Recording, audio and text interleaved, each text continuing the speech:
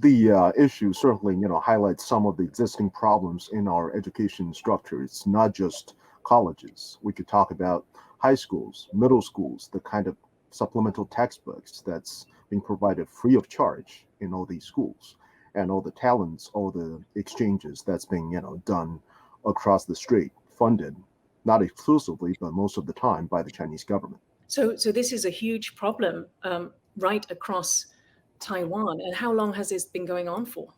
The problem has been going on for at the very least 20 years or so. There's a lot of different trips, there's a lot of different things being done, but people didn't used to pay much attention because it was so obvious and people can see it coming. Like a lot of these organizations are funded, uh, trips are funded by the United Front's Work Department and other Chinese organizations. But due to recent tension and also the change in Chinese attitude, this has become a more serious problem.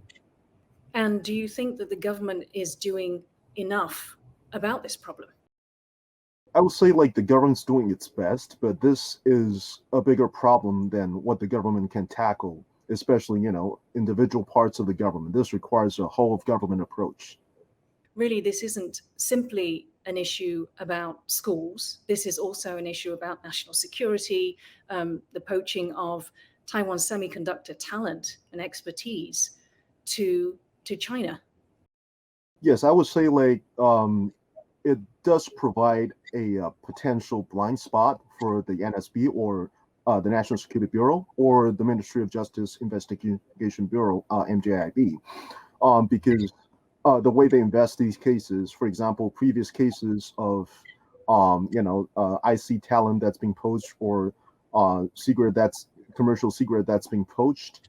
A lot of these actually came from people who directly coming out of school or other IC producers. So would you say that it seems to be quite easy for China to infiltrate Taiwan?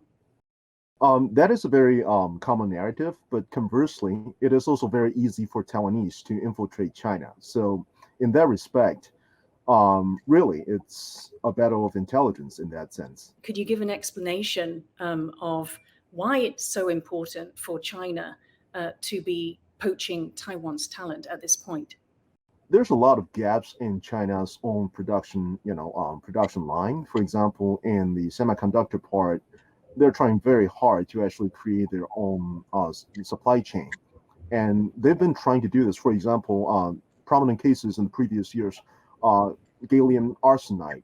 You would have U.S. or even Taiwan technology and people who learned how to do that work in Taiwanese factories for a bit, and then they got poached to Chinese factories, which are basically paying them twice to three times the salary